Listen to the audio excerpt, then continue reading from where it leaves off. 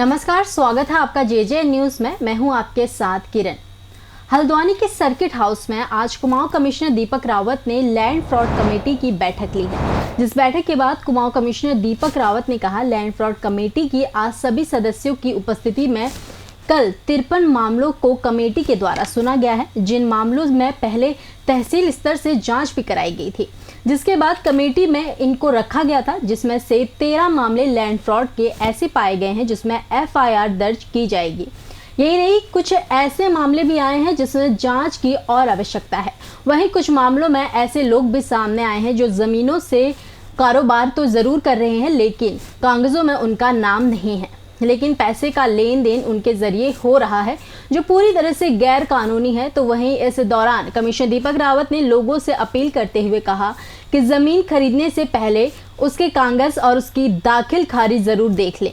साथ तहसील से लेकर पटवारी और रजिस्ट्रार ऑफिस से भी जांच करवा ले और तभी जाकर वह जमीन की खरीदारी करे। ये लैंड फ्रॉड कमेटी की आज मीटिंग हुई और इसमें सभी मेंबर्स उपस्थित थे। इसमें पिछले जो 7-8 महीने में शिकायतें अलग अलग स्तरों पे प्राप्त हुई, जिससे लगा कि ये लैंड फ्रॉड के मामले हो सकते हैं।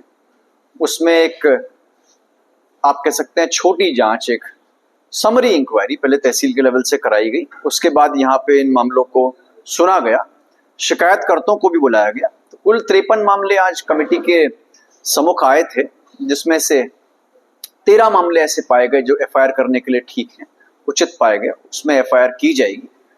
उसके अलावा कुछ मामले ऐसे थे जिसमें थोड़ा और हमें जांच की आवश्यकता है या और कुछ साक्ष्यों की आवश्यकता है। विशेषकर उन मामलों में FIR हुई है जहां पे धोखाधड़ी तो हुई ही है, लेकिन जिन मामलों में ऐसे लोग जमीनों का व्यापार कर रहे हैं जो कागजों में कहीं भी नहीं है, उनका कोई एग्रीमेंट नहीं है, लेकिन सारे ट्रांजैक्शंस वही करा रहे हैं, जो वैसे भी इलीगल है।